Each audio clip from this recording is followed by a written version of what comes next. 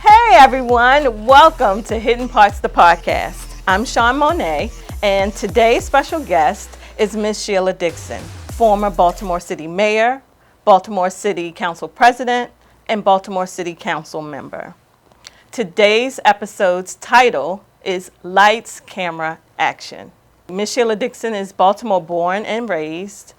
She has a lot to discuss with us today, and I am so excited to get to talk to her.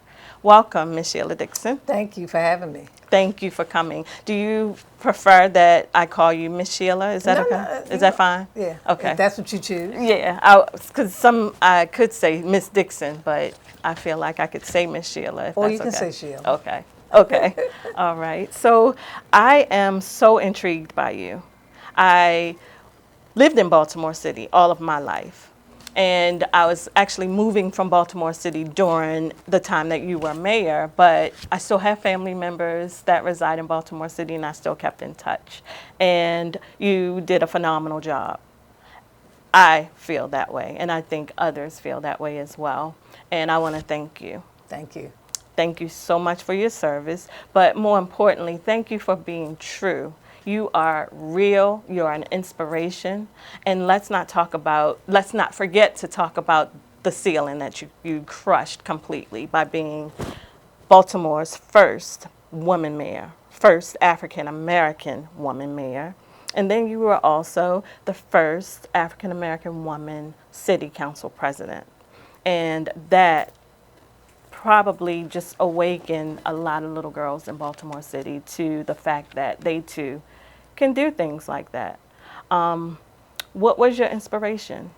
So it's funny because I never ever thought I was going to go into politics. I always wanted to teach school because in elementary school, I had a bad experience at my elementary school where we had, during that time, we were going through desegregation, and we had a teacher that, from my perspective, that should have been more encouraging and uplifting, but that was more negative towards the African American children.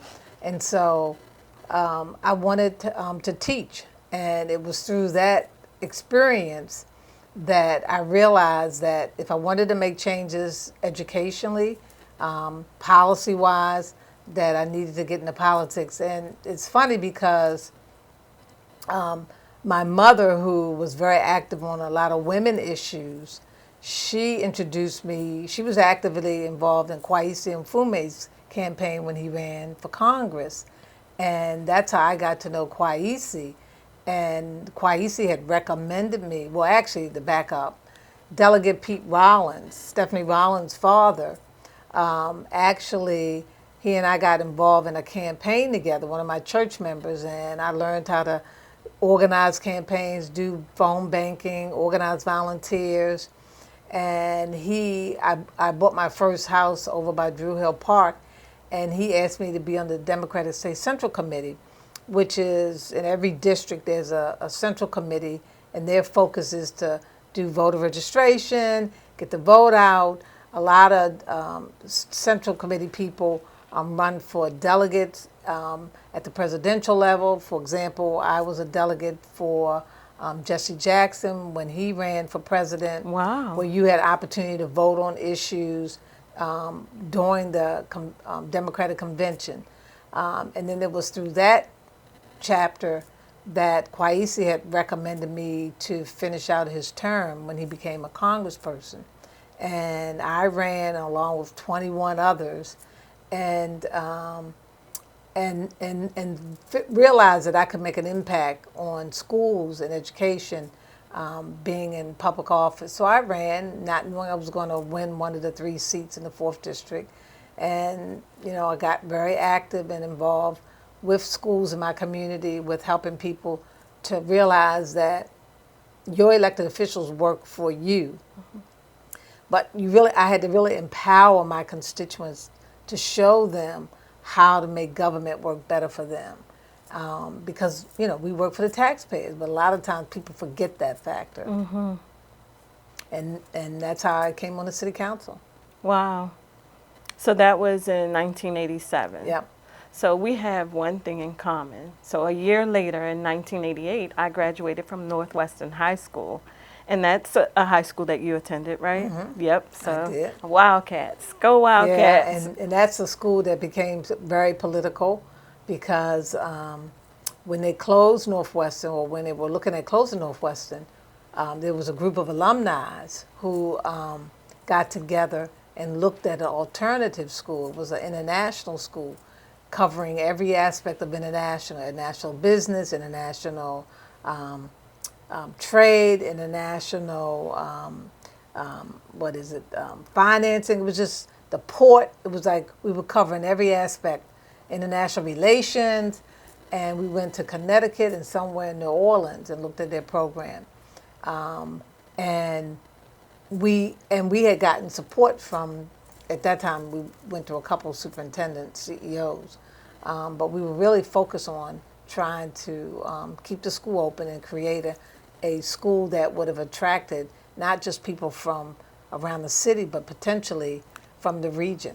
That's, yeah. So I haven't followed it, so I'm not sure how well it's Well, doing. it didn't happen. Oh. I lost against Catherine Pugh, and the Orthodox Jewish community at that time, we had a meeting with the rabbis, and they asked myself, Elizabeth Embry, Catherine Pugh, what were the plans, or what did they want to see for Northwestern, because they were pushing to close Northwestern. I was pushing to keep it open, and so when I lost, 2 weeks after that, the school board approved to close it. Yep. I had some good memories there. I had great ones there. And actually, I went during the time when the locusts came. So it was like my senior year when the locusts came. Yeah. So for some reason, that sticks in my mind because that was the worst time ever. I'm afraid of bugs. Okay, well, you really had a challenge with the locusts. Oh my gosh, it was terrible. One person ate one and everything. It was just bad memories. Just squashed them and scratched them. Yes, I digressed. I'm sorry. But so you went to the city council and then you became president. So I was on the city council for 3 terms, and I was still, because at that time it was part-time, but most of the council people had other jobs. And while on the council, actually, I ended up getting married, and I was the first woman who ever had a baby who was on the council. Other women council people had children, but not being pregnant while on the council. And I was the first. And actually, the day I gave birth to my daughter, the Sun paper came out and did an article about me being the first to have a baby on the council. So you have many firsts. Yeah. You are breaking the records. Huh? Yeah, they used to call my daughter Jasmine the council baby, because I nursed her, and while I was on maternity leave, I would have her down there with me. I had a playpen down there, and That's awesome. Yep. That's awesome. So you mentioned segregation in your childhood. Mm-hmm. Of course, I didn't experience that, but I'm curious to know, what that meant for you or what it looked like. Yeah. So when I started school was when desegregation was beginning, and so they began to integrate the schools by busing children from one area to another area. That's why I went from a school in off of Garrison Boulevard, School 87, up to Mordecai Gist, which is School 69, up beyond Garrison High School, because we were bused so they could integrate. And but growing up in the community where I grew up, over by Hanlon Park, I was a typical child. I was a middle child. I have an older sister. I have an older brother who's deceased. And then my younger brother, 5 years, came along. But so I was kind of in the middle. And you outside playing hopscotch, jumping rope, climbing trees, the typical things. My mother got us actively involved with the Girl Scouts and the Blue Jays at that time. I think it was depending on age, because she didn't go back to work when we were young until after we entered school. At that time, we could come home and have lunch. Leave the school? You leave school, you come home and have lunch, you go back. Wow. They don't do that anymore. You had milk bottles that was delivered to your house if you had the delivery service of eggs and milk and bread. I spent a lot of my early childhood on Duval Street off of Garrison Boulevard, and we had apple trees, pear trees. So it was just typical, I had a grandmother who lived on my father's grandmother lived on Gorman Avenue, and of course every other weekend we would go down and spend the weekend with her. And we enjoyed that because we would go down to Lexington Market and she would do her shopping. And at that time, some of the famous vendors that were down there that I used to look forward to getting a hot dog with chili and onions. And it's funny because when I graduated from Northwestern, I gave up meat. So I stopped eating meat 50-some years ago. And but I remember as a child, I enjoyed just going down to Lexington Market. And down on Howard Street, you had the huge department stores, Heck Company, Hochul Combs, Stewart's. I mean, it was almost like being in New York, but a smaller version. And so, did the typical things that children did. I remember one year we went in New York, they had the World Trade Fair. We went up for that. We would go down to Fort Smallwood and Sandy Point. I've always enjoyed riding bikes. When I grew up in the city, it was close to probably about 1 million people in the city. We moved from that area over, and the latter part of my young childhood was in Ashburton. And my parents, I was almost entering college. They had separated and divorced, and a lot of my friends from Northwestern went away to school. I felt I needed to be here because of my parents divorcing. I ended up going to Towson State because they had a really good early childhood and they gave me money. A lot of my friends went to Morgan and other institutions, which in hindsight I wish I had gone to a historically black college, because I think I would have ended up pledging, which I didn't do. I was at a school with predominantly whites in college. It was a real challenge. I was part of the Black Student Union, and I was very active at that time. During the summer before going to college, I met a guy, and we started going out, and that's how I got involved in karate with one of the oldest black karate programs in the state of Maryland, called Riley Hawkins and the Avengers. They still exist. He's still very active over in Southwest Baltimore, but I got really involved in Are you karate. still? I don't. When I got into politics, I still stayed active physically, but I stopped doing karate. I did it for like 17 years. Wow. Where I got my second degree black belt and participated in tournaments. I have trophies showing the tournaments. Wow. Yeah, but Who would have known? hey, my mother thought I was crazy getting involved in it because it was very intense. It was not the commercial karate that they teach now. I mean, literally, the black belts would train us, condition us, where you would lay down and your legs hanging up, and they would stomp on your stomach, but you got your body conditioned.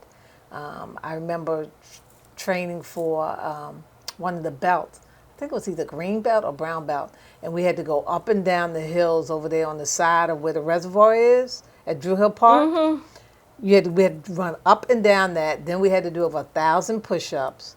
Um, yeah, yeah. Yeah, It it's was. way different now. Oh yeah. Oh, this was very intense. But it Wow. was. I learned a lot, and that's when I kind of stopped eating a certain way. I was about to ask Yeah. you, did that bring self-discipline in terms of how you treated your That. body? Yep. That brought self-discipline. My friend was a Muslim, and I was really in between. You know, who I was supposed to be, and I had read a book by Elijah Muhammad, "You Are What You Eat." I was about to convert to Muslim, and my best friend who she graduated from Northwestern, went to Boston to college. When I would go visit her, she was a member of St. Paul AME Church in Cambridge. That's where I met John R. Bryant, Bishop Bryant, and Cecilia Bryant. And I met Frank Reed, who was studying under him. He's a bishop too now. And that's how I ended up in the AME Church. I grew up Episcopal, St. Mary's in Walbrook Junction, but that's how I ended up becoming AME. Is St. Mary still there? St. Mary's still Is there. it the white church? No, it's a like a gray brick church it's off of North Avenue. Oh, okay. Yeah, Kind of right pull on the back. corner. Okay. It's about a couple other churches in that same neighborhood. Yeah. Yeah. Wow. Yeah. So I'm sure, like, sometimes when you're just riding around the city, do you just go back sometimes in your mind? It's like, wow, I remember this. Or I Oh remember yeah, that. all the time. All the time when I'm riding around in certain neighborhoods and communities, I think about either my past experiences or experiences that I either had with either family members or friends. Baltimore has changed a lot. You didn't, the crime, even though crime kind of got out of control during the crack epidemic, and even under the Schaefer administration, things were getting a little out of hand when he was doing the development in the Inner Harbor and everything, but you still didn't feel unsafe. I haven't even told my kids this, but I've told others this, because I didn't own a car until I guess halfway through college when I started doing karate for Recreation and Parks. So I stayed home because at that time, if you were in a certain area near your university, because the housing, the dorms, they didn't have as many. You had to live outside of the area, and so I used to catch the bus to Towson, and I would sometimes even hitchhike. What? Yep. Oh was a my big hitchhiker. goodness. Really? Yeah. I think about that today. I was like, ooh, yeah, by myself, and sometimes with a friend. Miss Sheila. I know, but I felt safe. Yeah, so I guess did you call them like we call hacks, the whole Baltimore thing? No, I didn't do it like that. You go like that. It's like that. Oh. Yeah. And I would take it out to Towson. By yourself?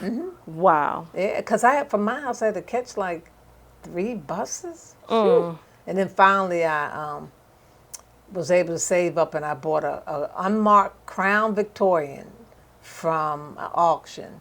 And people used to bust the windows out at places where I taught karate because they thought it was a police car.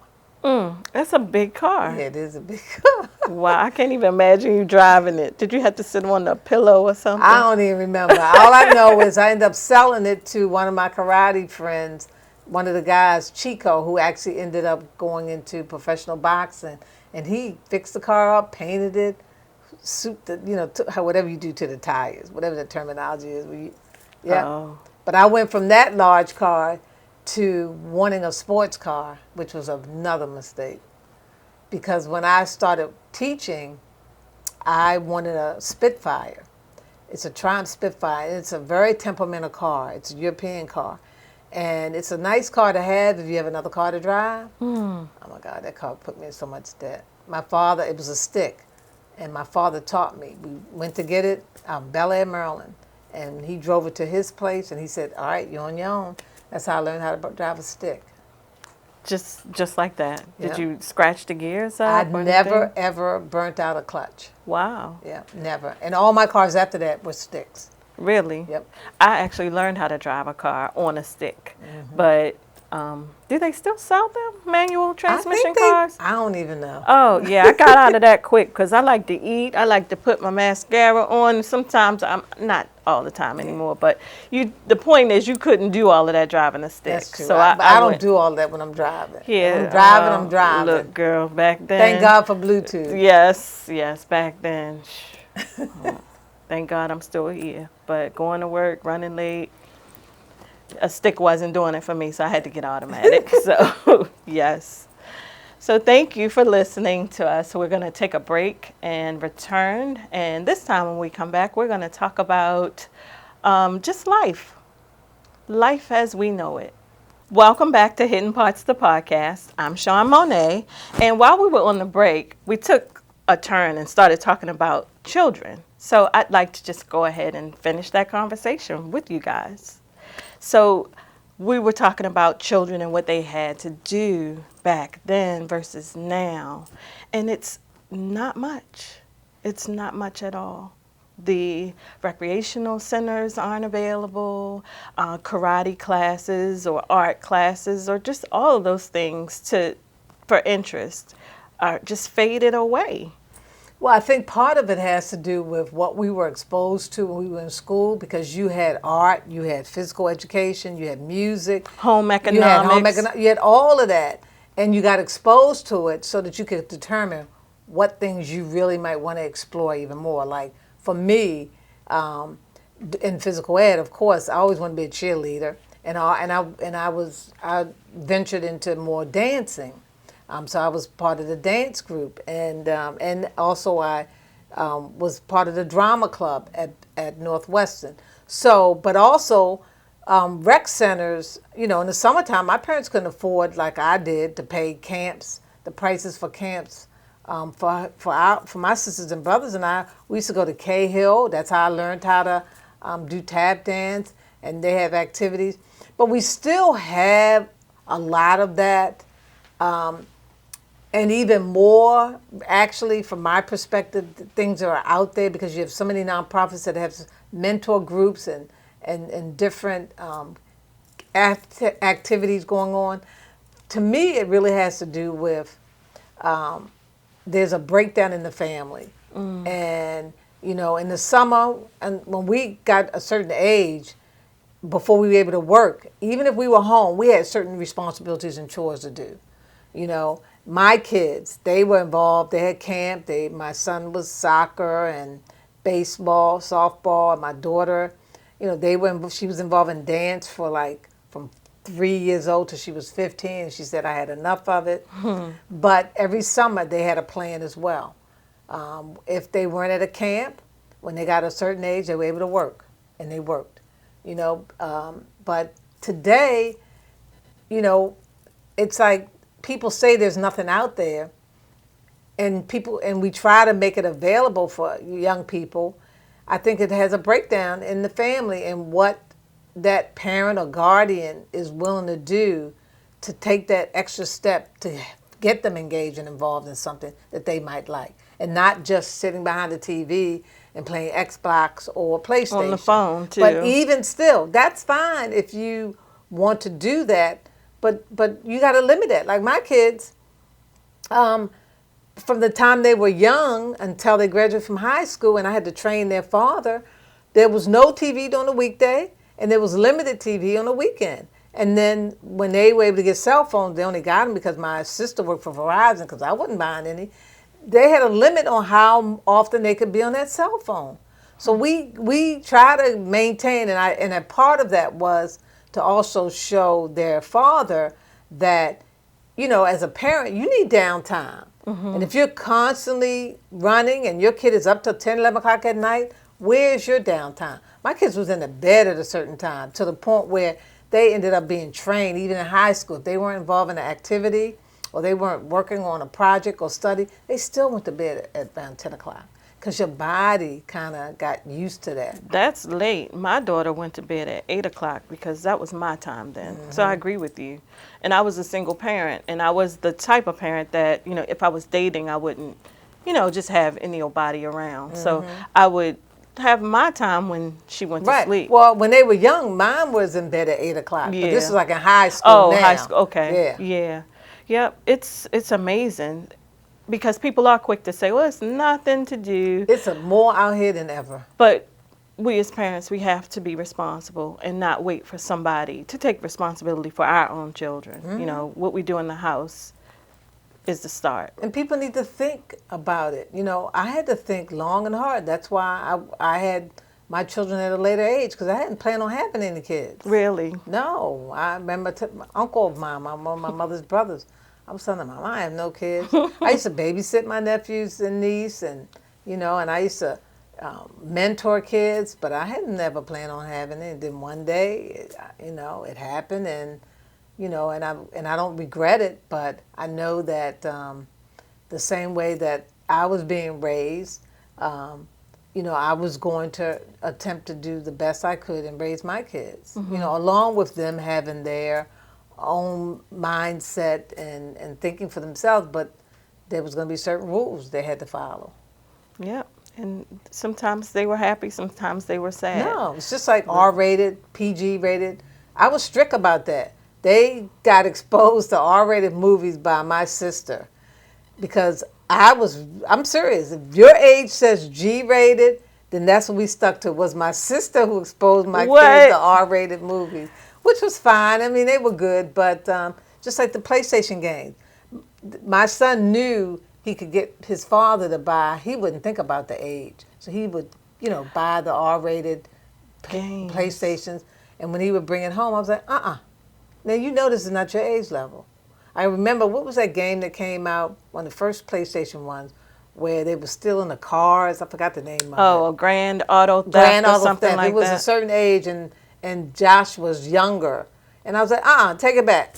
I was like, Thomas, his father, you got to read the age. That's not age appropriate. I bet you he was sad with you, but thankful now. So I guess this is a good time to segue, because today a verdict was handed out to the young fella, the squeegee worker, and he was found guilty of manslaughter for killing the man. I forget what street it was on, but how do you feel? Do you have any emotions about that? So, well, I have a mixed emotions on it. I know that the defense attorney is happy that he wasn't found guilty for murder. The manslaughter charge, I think that in the Mr. Reynolds case, I think either in the squeegee person's case, that this incident could have been avoided on both ends. Yeah. Because I know the current administration says that the squeegees have been around for a long time, but I disagree. They might have been around on and off for a while, but the challenge that I had when I was mayor wasn't having squeegee folks out there. It was the panhandlers, aggressive panhandlers, and we had to really get a handle over it, meet with Downtown Partnership. So I don't know what's going to be next to this young man, but to hear his father say that he's been doing this since he was 7 years old, that's where I feel some of that responsibility lays on that dad as well and the parents. Yeah, I didn't hear that. Yeah, this is when they were interviewing when the incident first happened. But unfortunately, the way the court system works, I don't know if they're going to appeal this. I don't know how the Reynolds family feels. I know they probably wanted a conviction of murder. But I hope it's a lesson that not only have we learned, but I hope that we really do an aggressive job and not having this happen again. And so, even though there's some kids young people that are out there still squeegeeing, but those areas that they were, but we got to put a stop to it. Yeah, it's a really sad situation, and our hearts go out to both sides of the. Definitely, both he's sides. 16, and we don't know what what's going to be the end result for him, and then the family lost a father, a husband. Yeah, real sad situation. You have to constantly be praying all the time. Yeah, and even if we could walk that back, you said something very important. Parents have to step up and take responsibility. But when I was that age, I went to Cahill as well. And in the home, interests were developed as well. So they were introduced in school, but they were developed in the home. And then once your caretaker, your parent or whomever would see that, then they would kind of guide you in Yep. that way. And I've noticed, not so much now, but there was a period where grandparents were raising children. And That's still happening yeah, today it is. in And some I want to cases. say it's an epidemic sometimes because people just have these children and then they want to continue on with their life. That's another story for another episode, but it's unfortunate. Yeah, nope, it is. So I wonder, after a conviction of manslaughter, will this young man be able to live a life outside of this traumatic event, get gainful employment and things like that?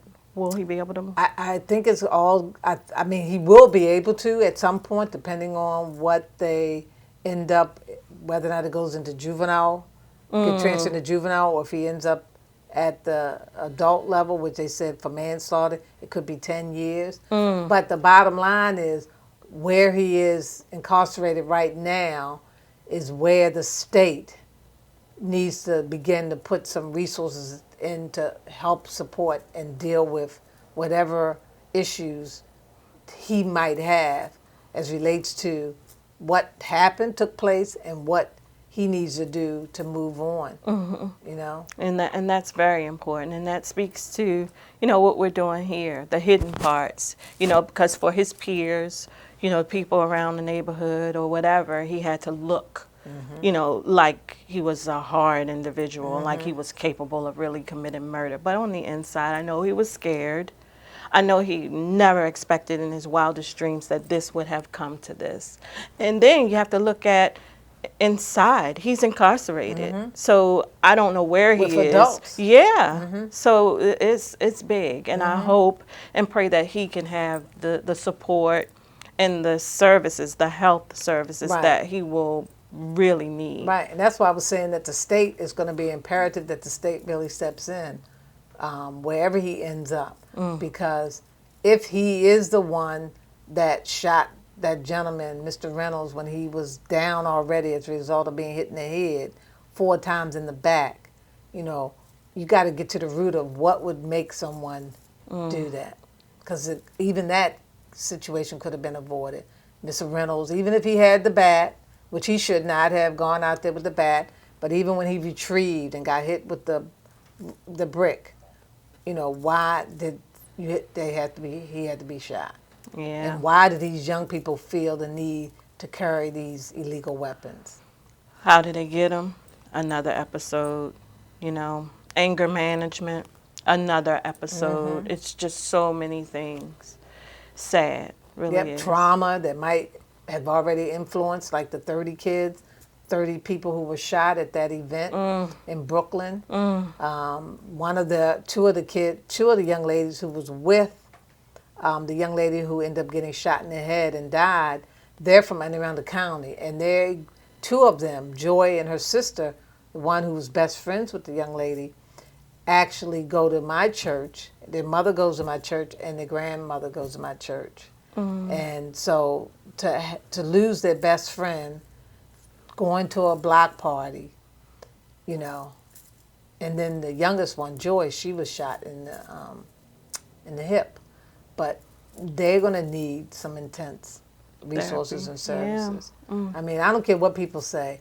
One of the stigmas on us is that getting mental health, getting a therapist, in the African American community, sometimes it's taboo because people think that, oh, I'm crazy. Well, I've been there. I've met with therapists many times based on situations that I've been in, challenges that I had when I first got married and had it annulled and walked down the aisle in church. That caused a lot to go through me, and I had to really get mental health to really deal with that because I let down God. Instead of just saying, "Hey, I can't do this." Yeah, it's a lot, and we take it we carry it. Yeah. But it's a lot, and When I left public office, same thing. I left public office, and got menopause at the same time. Whew, that was really Wow. something. Yeah. So that's knocking on my door, menopause. Yeah. So yeah, But I ended up finding, I believe in homeopathic Mm-hmm. treatments. And I ended up going to a homeopathic doctor in D.C., and that was very helpful on top of, meeting with a therapist based on, what I was going through and what the public thinks happened and versus what I know happened and the process of the judicial system, which is a whole nother story. Young man's doing a documentary. He's been following me for 4 years on that. Hopefully he'll find the money so it can be produced. Or if not, then I really have to write the book. I was great to say you have to write the book or write the check, one or the other. You put producer under your hat. Yeah. Yep. So mental health, I think people mix it up. So I think mental health issues and a mental health diagnosis is different. And some people get mixed up in that, and so they don't seek help. So like anxiety and things like that doesn't mean that mentally you're incapacitated, Right. but you have an issue, and people don't realize that they have to still seek help to learn how to put that in its proper place, anxiety, or whether they have anger management or things like that. Or depression. I was about to say yeah. that, or just plain out depression. You mentioned before we took a break about a divorce. I too went through a divorce, and I suffered from depression easily. And back then I didn't know that a therapist, because the people that raised me, it was taboo. So, it was nothing that was talked about in the house when I was raised. But, as I grew and gained employment and got benefits, I found that it was very beneficial to be able to have someone to talk to. And oftentimes, people go through it. I don't know if you have personally, but if you had something to say to the person that may just be plain out overwhelmed right now with life, what would you say to them? I would, if they are going through whatever and they feel like they're not getting the resolution or they're not feeling good about who they are or happy about what's going on in their life, or they know that there's some things that they can't necessarily talk to the pastor about or to another individual about, I would encourage them to go to a therapist. Because even though I wasn't depressed when I went through my divorce, my commitment to God, I felt I let down. And so the real challenge was, how do I get beyond that? And, and dealing with that lie. That's why when, after that, when I went through what I went through, 10, 15 years ago now, which was very public, I needed to figure out, I disappointed people, I disappointed myself, I disappointed God, and I had to kind of go talk with someone professionally to kind of get through that process as well. And it helped me to kind of balance who I was and know that this is never gonna go away, but how are you gonna deal with it if when it comes and faces you? So yeah, now I'm happy to hear that Biden is trying to incorporate within your medical plan that you get covered for mental health, because in most of my cases I had to pay for that. That was extra. But now, and I think it's important, I work with a program called Hands Across Baltimore. My nephew, who's a former police officer, and his partner, we all joined up during COVID and became certified and accredited in PRP. So we work with young people between ages of 17 and 18, and we've been working and partnering with schools providing mental health services. That's awesome. I took on a different role with it, but we have counselors, we have therapists, because kids today are faced with much more trauma than we've ever experienced before.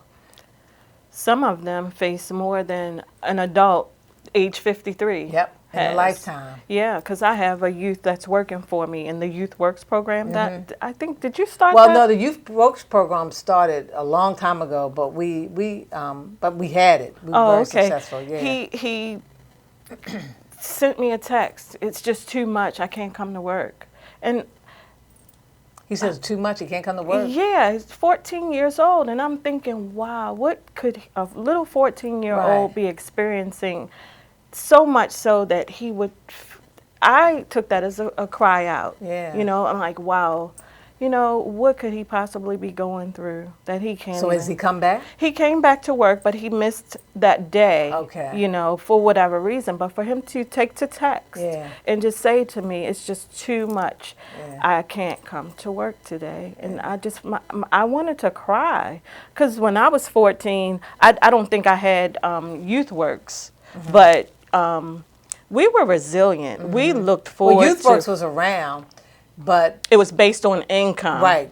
Yes. But even still, we were so resilient as children. We would, and you don't see this anymore, but we would knock on doors. We would cut grass. Yep. We would rake. We would plow snow. We would Yeah. do whatever we could to get money. to make Yeah.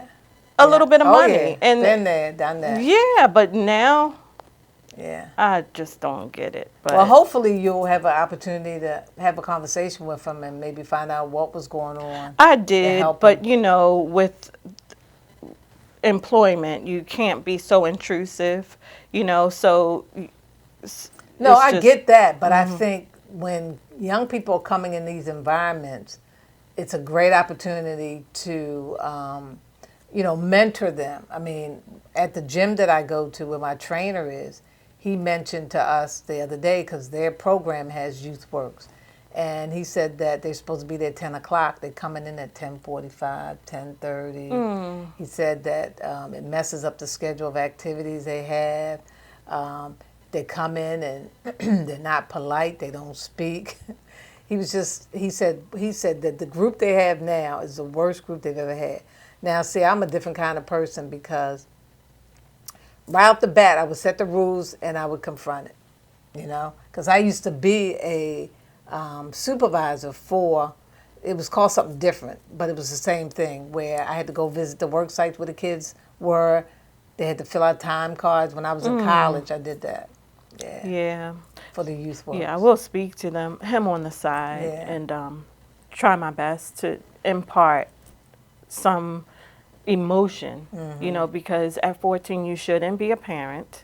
You shouldn't be cooking for yourself, like, a snack, yes, but, taking on those responsibilities that a lot of these young ones have to do now. I don't know. is The just a cooking lot. part, I think, is a good idea. I mean, not a full-blown meal, Miss Sheila. Like, Well, I'm just saying, if but I'm if you gotta coming home from eat- school and I make some noodles or something like that, I don't know. I don't know. I don't want because you burning my house My son down. is at the point where he that's a mistake we made with him, not teaching him really how to cook.